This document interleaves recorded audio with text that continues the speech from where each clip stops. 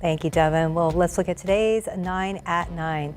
President Donald Trump looking to build momentum for his sweeping tax cut and immigration bill today, taking a trip to Capitol Hill to address House Republicans. This comes as they try to work out their differences before a planned floor vote later this week. Now, President Trump has been pushing hard for Republicans to unite behind that bill. Former President Biden's cancer diagnosis is drawing new questions about his health while he was in the White House. President Trump called Mr. Biden's prostate cancer diagnosis very sad before raising questions about the timing of the news. Mr. Trump now suggests that he believes the announcement was delayed. President Biden's last physical as president was in 2024 when routine tests identified no new concerns. He and his wife, the former First Lady Jill, say that they are thankful for the love and support that they have received.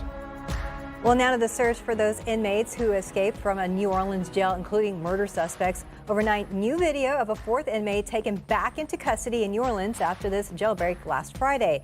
Now, 6 men are still on the run, including murder suspects. Now, investigators say the inmates took advantage of defective locks and a hole behind a toilet to escape. Investigators believe the escapees are getting help. A new round of severe weather is taking aim at parts of the country already hit hard in recent days. 28 deaths have been confirmed. Overnight, new tornadoes reported from Oklahoma to Nebraska. Now, more than 30 million Americans are on alert for severe weather today, many in the same areas that were already hit hard. The trial of hip-hop mogul Sean Diddy Combs resumes today in New York City. He has been accused of sex trafficking by force, transportation to engage in prostitution, and racketeering conspiracy as part of a blockbuster federal indictment originally filed in September 2024. Now, today, witnesses are expected to include an alleged escort known as the Punisher, as well as Cassie Ventura's mother. U.S. homebuilders pulled back on projects in April. According to new data, single-family home starts dropped 12% in April compared to 1 year ago. Housing starts measure the number of new residential construction projects that have started. They are often seen as a key indicator of the overall health of the U.S. economy. Single-family permits issued for new construction also fell just over 5% from March. That's down 6.2% compared to April of last year.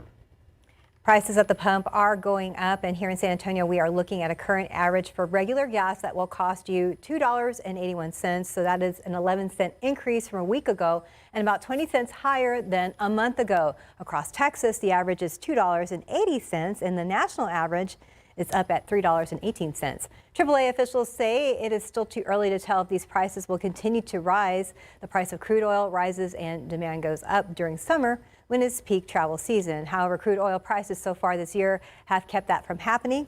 Despite this upward trend, drivers are paying about 40 cents less compared to last year. And kicking off today, Starbucks is rolling out its summer menu. The coffee chain is offering some new items, including the iced horchata oat milk shaken espresso. Fan favorites return with summerberry Starbucks refreshers. In addition to the new drinks, a new version of the strawberries and cream cake pop is back. Looks good. Well, Sesame Street is coming to Netflix. The move comes after Warner Brothers Discovery decided not to renew a 5-year deal for the show for its streaming service. The Netflix deal calls for new episodes with Big Bird, Cookie Monster, and all the gang to debut on PBS stations and on the PBS Kids app on the same day they are released on Netflix. The 56th season of the beloved children's program will be released on Netflix in 3 batches and will have a reimagined format.